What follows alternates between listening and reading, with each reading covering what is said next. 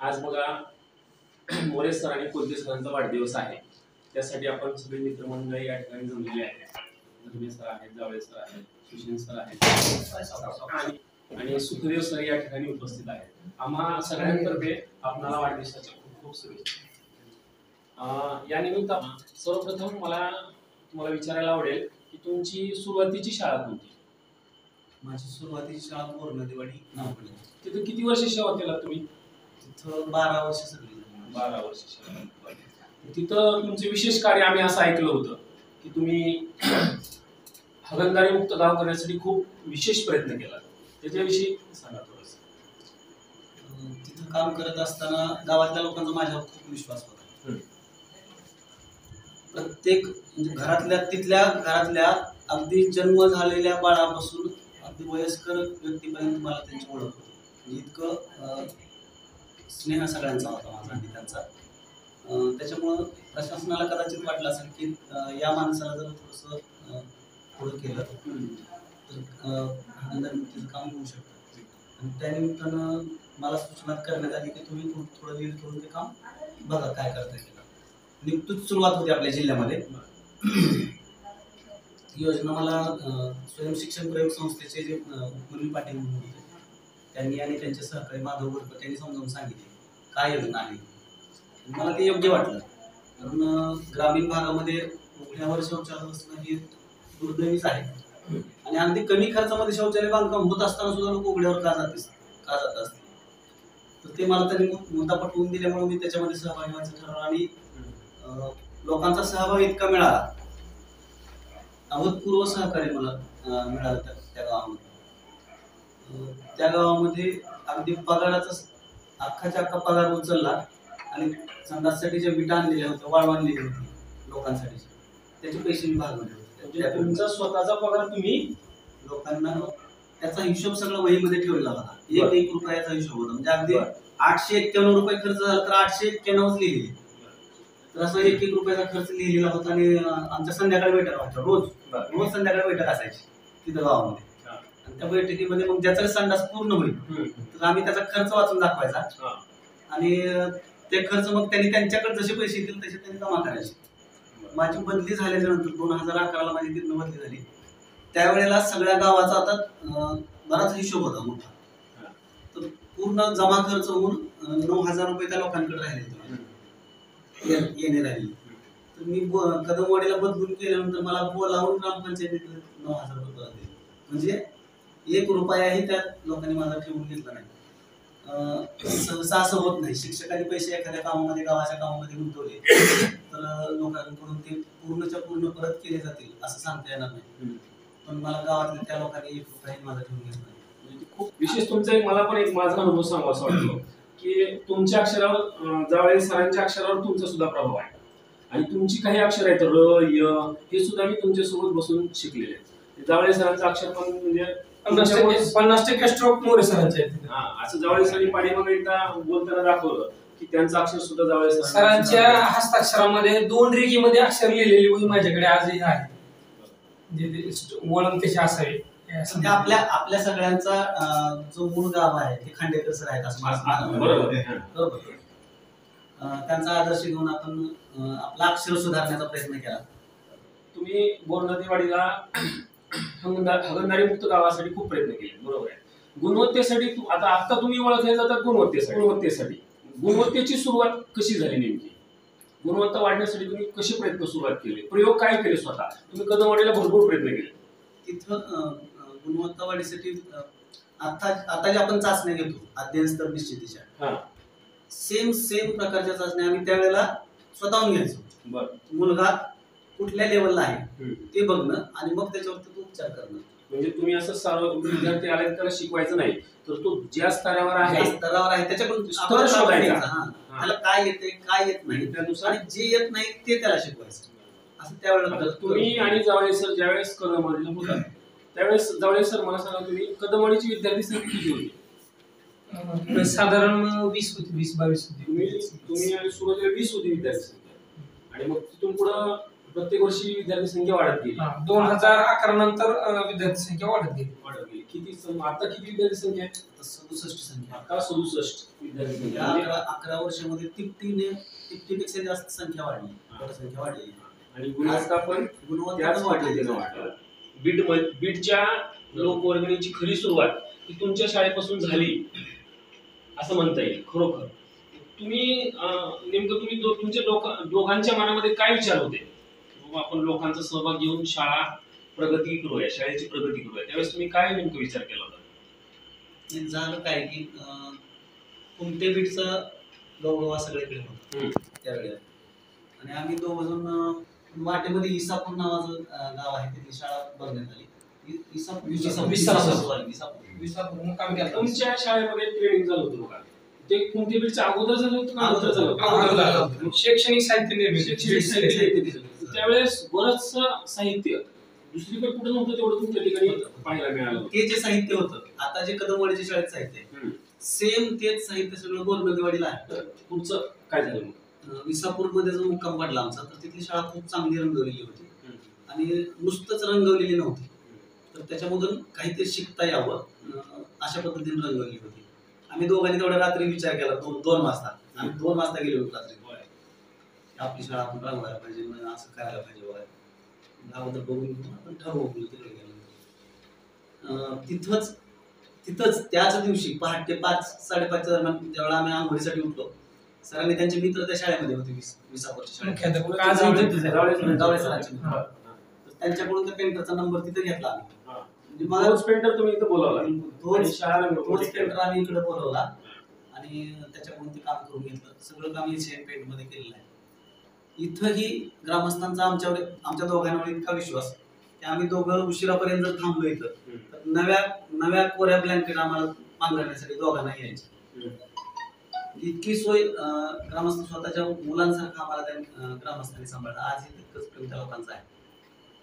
आता पाठीमाग आम्ही तुमच्या शाळेत एके दिवशी भेट दिली, त्यावेळेस भरपूर झाडं वगैरे आहेत, भरपूर शैक्षणिक साहित्य आहे, तुमच्या विद्यार्थ्यांची गुणवत्ता चांगली आहे. पण तुम्ही असं तुमच्या कामामध्ये काय वेगळेपणा असते? समजा एखादा विद्यार्थी शिकतो, आता आम्ही पण शिक्षकच आहेत, सगळे आपण बसलेले शिक्षक आहेत, आमची शिक्षणाची पद्धत तुमची पण सारखीच असते. पण तुम्ही वेगळ्या पद्धतीने तुम्ही असं वेगळं काय काम करता की तुमच्या शाळेतली गुणवत्ता वाढते? आमच्यापेक्षाही वेगळं तुम्ही काय करता? आपलं जे शाळेचं टाइम टेबल आहे, तर ते टाइम टेबल आम्ही बेस मानून मुक्त वातावरणामध्ये आमची शाळा चालू असते. बरं. म्हणजे तिसरीचा वर्ग म्हणले की तिसरीचा वर्ग एकत्र आहे अशातलं कधीच नाही. बरं. तिसरीतला विद्यार्थी आणि एखादा 5वीतला विद्यार्थी जर एका लेवल असतील, तर तिसरीचा एक विद्यार्थी 5वीचा विद्यार्थी त्यांचा वर्गच वेगळा. म्हणजे तुम्ही वर्गानुसार न शिकवता स्तरानुसार त्यांना शिकवता. कधीपासून सुरुवात केला तुम्ही? एकदम सुरुवातीपासून हे प्रयोग करायला केले तुम्ही. महत्वाचा प्रयोग काय आहे तुमचा की तो विद्यार्थी अध्ययन स्तरानुसार शिकतो. आज ही माहिती माझ्या माहितीप्रमाणे ज्या वेळेला बाहेरचा विद्यार्थी आमच्याकडे शाळेत प्रवेश घेतो, बाहेरचा विद्यार्थी, तर त्या विद्यार्थ्याची कोरी सहज आता जे आपल्या अध्ययन स्तराला प्रश्न आहेत नाही, सेम अगदी तशाच स्वरूपाचे प्रश्न त्या पालकाच्या समोर द्यायचे आणि विद्यार्थ्याकडून सोडून घ्यायचं. त्या क्षणाला पालकाला कळतं की आपला विद्यार्थी कुठल्या स्टेजला आहे. आणि मग तिथून पुढे जर त्याच्यामध्ये प्रगती दिसली पालकांना, निश्चितपणे त्यांचा विश्वास वाढतो, शाळेवरचा वाढतो, शाळेसाठीच ते सहकार्य करायला पण तयार होतात. आणि गोरनदीवाडी असेल किंवा कदमवाडी असेल, शाळेला सहकार्य होण्याच्या पाठीमागे हे सगळं आहे. ज्यावेळेस असताना तुम्ही अनेक प्रयोग केले शाळेमध्ये, गुणवत्ता वाढवली, अनेक गांडवखत तुमच्या शाळेमध्ये आहे. आम्ही दोघं असताना ते गांडवखत आहे, भरपूर झाडं पण आहेत. आणि योगायोग असा बघा, मला म्हणजे आठवण राहण्यासारखा एक प्रसंग की इथे केंद्र संमेलन होतं आणि केंद्र संमेलन यांच्या शाळेमधलं रामफळाचं झाड आहे, त्याचं पिकलेलं फळ त्यांनी मला योगायोग येताना दिलं. अक्षरशः त्या दिवशी मला वाटलं बघा किती म्हणजे माणसाचं किती झोकून देऊन काम करू शकतो हा माणूस. आणि त्या दिवशी खरोखर मी नतमस्तक झालो की मी ड्रायव्हिंग करत होतो, उस्मानाबाद पर्यंत पोहोचत होतो, पण माझे विचार मनामध्ये जावळे सर आणि मोरे सर तुमचे दोघांचेच होते की किती काम केलं त्याचे. आज जे झाड लावलं त्याचं फळ आलंय आणि बघा ते फळ सुद्धा सुचलं दुसऱ्याला द्यायचं, हे सुद्धा खूप मोठी भावना. आपण खूप प्रयोग चांगले केलेले आहेत. आता तुम्ही मला असं मध्ये गुणवत्ता शिष्यवृत्तीचा एक खूप मोठा प्रयोग तुम्ही केला. तुमच्या शिक्षण सरणी खूप चांगल्या राबवल्या, तर त्यासाठी मी पण साक्षीदार आहे. मी पण तुम्हाला थोडीफार मदत करत होतो. म्हणजे ज्यावेळेस लागलं त्यावेळेस थोडीफार मदत केली आहे तुम्हाला. परंतु सुशील सरांनी ते पेपर काढणे, पेपर छापणे, पेपरचा स्तर कुठला राहावा हे खूप चांगलं काम केलं. त्याच्याविषयी सुशील सर काय सांगाल तुम्ही? आता हे कसं आहे सर, खरं तर त्याच्या मागे सरांचीच प्रेरणा मला होय. कारण मी पण इथं नवीनच होतो. आता जावळे सर माझ्या गावाला असल्यामुळे आमचा स्नेह जुळून आला किंवा यांच्या संपर्कामुळे यांचा संपर्क वाढला. आणि नुकतेच जावळे सरांची बदली झाली आणि त्याच्यामध्ये आता हे मिशन स्कॉलरशिप आता आपण उपक्रम तर प्रत्येक शाळेवर आता 2 दिवसामध्ये बघितले जातात. स्वयंशासन दिनाचे सगळीकडेच आहे. म्हणजे बहुतांश उपक्रम सारखेच असतात सर्व शाळेत, परंतु मिशन स्कॉलरशिपचा हा जो उपक्रम आला सरांच्या डोक्यात, आपल्याला काहीतरी करायचं विद्यार्थ्यासाठी आणि ते करून दाखवायचं. पेपर सेट करणे आणि कसं आहे चर्चेतून व्हायचे, एकट्यानंच केलं असं नाही. तर ग्रुपवर समजा आमचं दोघांचं वैयक्तिक तास 2-2 तास आम्ही जर 6 वाजता जर एकत्र बसलो तर घरून जेवणासाठी फोन येईपर्यंत आम्ही तिथंच असतो. आणि चर्चा कुठं फक्त हॉटेलमध्ये बसून पण चर्चा कुठली, फक्त शिष्यवृत्ती, पेपर सेट करणे, कधी जायचं, उत्तरपत्रिका, म्हणजे हे सगळं नियोजन करायचं. खूप मोठी जबाबदारी तुम्ही त्यावेळेस पेला. हो. पेपर काढणं, पेपर प्रिंटिंग करून आणणं, पेपर वाटप करणं. ज्यावेळेस तुम्ही स्कॉलरशिपचं एक वर्षभर उपक्रम राबवला, त्याच्या अगोदरची स्थिती काय होती? आता माने साहेबांच्या मनामध्ये पण खूप इच्छा अशी होती आणि हा उपक्रम राबवण्यासाठी माने साहेबांनी तुम्हाला खूप मोठं स्वातंत्र्य दिलं होतं. आणि माने साहेबांचा हा खूप मोठा गुण आहे की ज्याला जे जमते ते, आणि तुम्हाला सांगितलेलं, तुम्हाला तुमच्यावर जबाबदारी दिली त्यांनी आणि ती तुम्ही समर्थपणे पार पाडली. पण स्कॉलरशिपच्या निकालाची अगोदर काय स्थिती होती? नाही बीटमधली स्थिती तरी बहुतांश बऱ्याच शाळेमध्ये नव्हतं, काही वातावरण नव्हतं. म्हणजे किती 2-4 शाळा सोडल्या मोजक्या. हा. आता समजा चव्हाणवाडी शाळेत काही प्रयत्न होते, काटगावमध्ये असतील किंवा ह्यांच्या इथं पिंपरगावचं काहीच नव्हतं. असे वैयक्तिक प्रयत्न होते, सामूहिक त्याला ग्रुप आणि निश्चित असा रस्ता नव्हता. वैयक्तिक सुद्धा जास्तीचे प्रयत्न नव्हते काहीच नव्हते. पूर्ण बीट मधून म्हणजे जवळपास 40 शाळांमधून 4-5 विद्यार्थी स्कॉलरशिप पडवायचे आणि त्याच्यामध्ये थोडस दुसऱ्या मार्गाचा अवलंब केलेला असायचा. बरोबर. आता आमच्या समोरच आणि माने साहेबांनी कॉपी मुक्तीसाठी सुद्धा खूप मोठे प्रयत्न केले. त्याच्यात मी मोठं योगदान सरांचंच आहे. त्यांच्यासोबत आम्ही माने साहेब म्हणजे चांगल्या गोष्टीला सेकंदाचा ही नसतो. चांगल्या गोष्टीसाठी ती भलेही मग नियमाच्या बाहेर जाऊन जरी असलं तरी चांगली गोष्ट करायची म्हणली की तो आहे. आणि त्या दिवशी माने साहेब स्वतः आले, सुशील सर, मी आणि सीओ साहेबांची भेट घेतली. सीओ साहेबांनी सुद्धा हा विषय खूप गांभीर्याने घेतला. शिक्षण अधिकारी साहेबांना समोर बोलावून लगेच सांगितले की याच्यावर तुम्ही काय करणार सांगा, परीक्षा तर 1 महिनाभर राहिली. आणि त्या दिवशीच खरं नियोजन झालं कॉपी मुक्तीचं. तोच आणि पूर्ण जिल्ह्यामध्ये कॉपी मुक्त ते राबवलं गेलं. बरोबर आहे. आणि त्याच्याच यश म्हणून पुन्हा तुम्ही हे उपक्रम राबवल्यानंतर किती विद्यार्थी आले शिष्यवृत्तीमध्ये? 5वीचे किती आले, 8वीचे किती आले? आता आपल्या पीठमध्ये मंगरुळ पीठमध्ये 96 विद्यार्थी शिष्यवृत्ती पात्र आहे. जिथं ही संख्या 10-12 पात्रची संख्या 10-12 असायची, 96 वर पोहोचली. मिशन राबवल्यामुळे आणि पीठमधल्या शिक्षकांनी याच्यासाठी खूप तुम्ही ही पण कदम वाढायला घेतलं होतं की तुम्ही निवासी एक 2 दिवसीय कार्यशाळा घेतली होती. बरोबर आहे. म्हणजे असे उपक्रम म्हणजे तुम्ही वेगळ्या वाटेने जाऊन पण छान रिस्क घेतली. वर्षी पुन्हा जिल्हा परिषदेने एक सामान्य ज्ञानाची परीक्षा घेतली होती. त्याच्यामुळे चव्हाणवाडीचा विद्यार्थी उदय ओटीएस आणि लगेच उदय नागसुर्डे सर आहे तिथं, गोटे सर, म्हणजे तुम्ही सामूहिक स्वरूप देऊन खूप चांगले अशी गुणवत्ता वाढली. तुम्ही विद्यार्थ्यांना शिकवताना, विद्यार्थ्यांशी इंटरॅक्ट करताना काय पद्धतीने करता? मुलाला मूल कसं शिकतं? माझा सोपा प्रश्न असा आहे, मूल कसं शिकतं? प्रत्येक मुलामध्ये शिकण्याची त्याची क्षमता असतेच. पण तो ज्या स्तरावर आहे तिथून पुढे घेऊन जाणं गरजेचं आहे. सोप्या भाषेत उदाहरण सांगायचं तर हत्तीला झाडावर चढ म्हणल्यासारखं तसा प्रकार पाहायला नको. हे लक्षात घेऊन मग आपण शिकवलं पाहिजे. तो मुलगा त्याची काय कुवत आहे, कुठपर्यंत करू शकतो, काय करू शकतो हे बघून मग त्याला पुढे नेणं, तिथून पुढे सरकावणे पुढे त्याला घेऊन जाणं गरजेचं आहे. अशा आणि प्रकारे ते पुढे जाण्यासाठी त्याला जी काही मदत लागणार आहे ती मदत आपण केली पाहिजे. मूल शिकू शकतो. बरोबर. तुमच्या आतापर्यंतच्या नोकरीच्या काळामधला सुखद अनुभव, सगळ्यात सुखद अनुभव असा कोणता आहे? सुखद अनुभव खूप तुम्हाला आता म्हणजे उदाहरणार्थ जिल्हा परिषदेने तुम्हाला आदर्श शिक्षक पुरस्कार दिलेला आहे. माने साहेब तुम्हाला खूप आदरानं असं नाव घेतात की काय म्हणतात, थिंक टँक असं म्हणतात का, काय म्हणतात विशेष? सुखद अनुभव सांगायचे झाले, सगळे अनुभव सुखद आहेत. कारण नकारात्मक बाबीकडे जास्त लक्ष द्यायचं नाही असं मी स्वतःहूनच ठरवलेलं आहे. त्या वेळेला सोडून द्यायचं. आजचीच घटना जर सांगायचं तर आज वाढदिवसाच्या निमित्तानं चिंचोली उंची मुलगी येते, कृष्णा नावाची मुलगी आहे, आणि तिच्या आईला केक बनवता येतात. तर तिनं रात्री तिच्या आईला केक, माझ्या सरांचा वाढदिवस आहे उद्या आणि तू केक बनवून दे, मला काय सांगायचं. हो. आज सकाळी येताना एवढा मोठा बॉक्स घेऊन आली शाळेमध्ये. तिच्या वडिलांनी ही सगळी स्टोरी सांगितली मला. तिनं बसून केक तयार करून घेतली तुमच्या वाढदिवसासाठी. दुसरं मोहम्मद वगैरेचा मुलगा अरमान नावाचा, त्याने ते वडिलांना गाडीवर घालून आरळीच्या कुठेतरी बाहेर गावी जाऊन माझ्यासाठी त्या वाढदिवसासाठी केक आणायला लावला. दुसरी मंदाताईंची मुलगी किरण, सगळ्या विद्यार्थ्यांकडून तिने थोडे थोडे थोडे थोडे पैसे जमा केले. सरांना घड्याळ घ्यायचं, माझ्याकडे घड्याळ नसते, मोबाईल सरांकडे काय नाही, सरांना नेमकं काय आवडतंय हे सगळं बाहेरून सर्वे करतात. इतकं ऑब्झर्वेशन विद्यार्थी अनुकरण म्हणतो आपलं करत असतात. कोणता रंग आवडतो तुम्ही आता सांगता हे आजचं आहे का? म्हणजे घड्याळाचा प्रसंग आजचा आहे.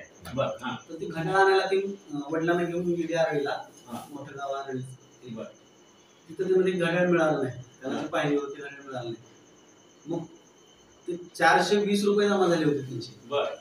420 हे सगळे विद्यार्थ्यांनी कसे जमा केले? विद्यार्थ्यांनी जमा केले. ते पाकिटात घालून मला ते पाकिट दिलं. मग पाकिट देईपर्यंत मला सांगितलं नाही काय आहे त्याच्यामध्ये. विशेष म्हणजे त्याच्यावर नाव लिहिलं नाही, happy birthday dear More sir, हे सगळं जे लिहिलं होतं. मला एक विद्यार्थी सकाळी गेल्यावर विचारली, सर तुमचा आवडता कलर कोणता हो? गुलाबी. तर त्याच्यावर नाव लिहिताना सुद्धा जाणीवपूर्वक गुलाबी सरांना ते नाव लिहायचं. इतका बारकाईने विचार करून त्यांनी ते मला तिथं जाणवलं. मला गुलाबी म्हणजे तुमचा आवडता रंग का विचारलाय. एवढ्या बारकाईने विचार करून विद्यार्थी शिक्षकाप्रती प्रेम व्यक्त करत असतात. त्यामुळे तुमचं आणि विद्यार्थ्यांचं एक भावनिक नातं जुळलेलं आहे. खूप छान तुमच्यासोबत असे बऱ्याच वेळा आमचा सगळ्यांचा प्रसंग येतोय, भरपूर ऐकावं असं वाटतंय. तुम्ही किती पण बोलत आहे तर भरपूर ऐकावं असं वाटतंय. तुमचे खूप सुखद अनुभव आहेत. तुमच्या सोबत राहिलेले जावळे सर आणि माझा खूप संपर्क आला, त्यांच्याकडून पण मला भरपूर गोष्टी शिकायला मिळाल्या. आताच्या सध्याच्या शिक्षण व्यवस्थेबद्दल तुम्हाला म्हणजे काय काय सुधारणा करावीशी वाटतं? कसं बदल काय करावं असं वाटतं? कामं कमी झाली पाहिजेत हे तर आहे त्याच्यामध्ये. पण आपली जी याच्या अगोदर चर्चा झाली तर पूर्ण देशभरामध्ये शिक्षणाचा एकच पॅटर्न असला पाहिजे. पूर्ण देशभर जो सध्या होतोय चर्चेत आहे. सगळ्या विद्यार्थ्यांना एकसारखं पोषण मिळालं पाहिजे. सगळ्या विद्यार्थ्यांना एकसारखं पोषण मिळालं पाहिजे. आज ही परिस्थिती खरंच विचित्र आहे. खेड्यामधली आणि शहरामधली खूप मोठी दरी आहे. नवोदयाच्या धर्तीवर सगळ्या विद्यार्थ्यांना सुविधा मिळायला पाहिजे. बरोबर. नवोदयाच्या धर्तीवर म्हणजे नवोदय मध्ये जशी विद्यार्थ्यांना शिक्षण मिळतं तसं ग्रामीण भागातल्या प्रत्येक विद्यार्थ्याला शिक्षण मिळालं पाहिजे असं आपलं मत आहे. शिक्षणावर खर्च वाढला पाहिजे. आता जो खर्च आहे शिक्षणावर त्यापेक्षा निश्चितपणे खर्च वाढला पाहिजे शिक्षणावर. जावळे सरांचा मुलगा पोतदारला आहे, बरोबर आहे. एखादा ग्रामीण भागातला शेतकरी आहे किंवा मजुरी करणारा व्यक्ती आहे, त्याचा मुलगा एखाद्या शाळेत जातो. त्या शाळेमध्ये 7 वर्ग आहेत आणि 2च शिक्षक आहेत. त्याला शिक्षण समान कुठे मिळालं? हे समान शिक्षण मिळत नाही, त्यासाठी सुद्धा सर्वतोपरी प्रयत्न करणं गरजेचं आहे. आपण आतापर्यंतच्या नोकरीमध्ये खूप समाधानी आहात असं आपल्यातून जाणवतंय, बोलण्यामधून जाणवतंय. बरं, आपल्या मला एक प्रश्न विचारायचा आहे. आतापर्यंत सागर सरांनी खूप छान पद्धतीने प्रश्न विचारले आणि आपण त्याची उत्तरही दिली. नक्कीच आपल्या या मुलाखतीचा फायदा सर्वसामान्य शिक्षकांना आणि पालक वर्गाला नक्कीच होणार आहे. परंतु माझा जाता जाता हाच एकच प्रश्न आहे की तुम्ही शिक्षकांना एक गुणवत्ता वाढीसाठी कदमवाढीचा जो पॅटर्न आहे तुम्ही आणि केदार सरांच्या माध्यमातून अनेक विद्यार्थी शिष्यवृत्ती धारक करताय. गुणवत्ता वाढते आणि कदमवाडीचं नाव मोठं होतं. तसं या उस्मानाबाद जिल्ह्यातीलच नाही तर या महाराष्ट्र राज्यातील प्रत्येक शाळा कदमवाडीसारखी व्हावी, तिथली गुणवत्ता वाढावी, प्रत्येक शिक्षकानं तुमच्यासारखं झुकून द्यावं. इतकं जरी वेळ नाही भेटला तरी कमीत कमी गुणवत्ता तर वाढावी. याच्यासाठी तुम्ही सर्व शिक्षकांना आणि पालकांना आणि विद्यार्थ्यांना नेमकं काय संदेश द्याल? प्रत्येक शिक्षकाकडं किमान किमान एक तरी चांगला गुण आहे, त्याची ती चांगली क्षमता आहे. आणि ती क्षमता ओळखून सर्वांनी कोऑर्डिनेशननं काम केलं पाहिजे. उदाहरणार्थ सांगायचं झालं तर समजा एखाद्या शाळेमध्ये 5 शिक्षक आहेत, कोणाला बागकामाची जास्त आवड असते, कोणाला शिक्षणाची आवड असते, कोणाला क्रीडा क्षेत्राची जास्त आवड असते. आणि हे सगळं त्या विद्यार्थ्यांना येणं गरजेचं आहे. बागकाम ही येणं गरजेचं आहे, शिक्षणामध्ये गुणवत्ता त्याची वाढली पाहिजे हेही महत्वाचं आहे, त्याला खेळाबद्दल आवड निर्माण झाली पाहिजे हे पण महत्वाचं आहे. तर त्या त्या क्षेत्रामध्ये आवड असणाऱ्या शिक्षकांनी हा माझा पहिलीचा वर्ग म्हणून घेऊन बसून चालणार नाही. त्या शाळेमध्ये समजा 7वी पर्यंतचे वर्ग असतील आणि त्याला क्रीडा क्षेत्राची जर आवड असेल तर 1 ते 7 चे सगळे विद्यार्थी माझ्या वर्गात आहेत आणि खेळाचं मी चांगलं शिक्षण यांना देऊ शकतो अशा भावनेनंच शिकवलं पाहिजे त्या शिक्षकांनी. आणि तसंच ज्या शिक्षकाकडे जे आहे ते त्यांनी दिलं पाहिजे, स्वतःहून जपून सर्व 100% दिलं पाहिजे. नेमकं आपण आता जे शासनाच्या निकषानुसार तो वर्ग एकदा दिला त्याच्याकडे की त्याच वर्गाला ते शिक्षक शिकवतात, दुसऱ्या वर्गाला ते शक्यतो जात नाही. तर तसं व्हायला नको आहे. ते फ्लेक्झिबल थोडंसं धोरण शाळा स्तरावर शिक्षकांनी मुख्याध्यापकांनी एकत्र सहविचार सभा घेऊन ते आखलं पाहिजे. आज ही कदमवाडीच्या शाळेमध्ये आम्ही जावळे सर असताना किंवा पवार सर असताना आणि केदार सर असताना 1ली ते 5वी पर्यंतची शाळा आहे. कागदावर 1ली 2री माझ्याकडे आहे, 3री 4थी 5वी केदार सरांकडे आहे. पण शिकवताना 1ली 2रीला केदार सरांना वाटलं 1ली 2रीच्या वर्गात जाऊन हे सांगावं लागते. आता म्हणजे विद्यार्थी वाचायला लागले आणि टला ठ म्हणायला लागले आणि केदार सर तिथनं चाललेत नुसतं. केदार सर पटकन 1ली 2रीच्या वर्गात जाणार, अरे ते ट आहे म्हणजे 1ली 2रीचा वर्ग माझा नाही ही भावना त्यांची नाही. मी जर त्या 5वीच्या वर्गाच्या शेजारनं चाललेला असेल आणि एखादा प्रश्न कुठं अडलेला असेल तर मी तिथं मग माझ्याकडे 1ली 2रीचा वर्ग आहे म्हणजे तुमच्या म्हणण्यानुसार त्या शाळेतला प्रत्येक विद्यार्थी तो प्रत्येक शिक्षकाचा आहे, माझा विद्यार्थी ही भावना प्रत्येक शिक्षकामध्ये असली पाहिजे. आणि प्रत्येक शिक्षकाने त्या शाळेतला प्रत्येक विद्यार्थी हा माझा आहे या भावनेतून बघितलं पाहिजे. आणि त्याच्याकडे जे चांगले गुण आहेत, हुशार असेल तर त्याला टॅलेंट आणखी बनवलं पाहिजे, क्रीडा क्षेत्रात असेल तर त्यामध्ये त्याची प्रगती झाली पाहिजे असं तुमचं म्हणणं आहे. नक्कीच तुमच्या या मार्गदर्शनाचा फायदा नक्कीच सर्व शिक्षक घेतील. शिक्षण खातं तुमच्या हातात दिलं, शिक्षण मंत्री बनवलं तर तुम्ही सगळ्या महाराष्ट्रातल्या शाळा ह्या नवोदय करून टाकणार. नवोदयच्या धर्तीवर ते चालले पाहिजे. तसं निश्चितपणे कराल तुम्ही.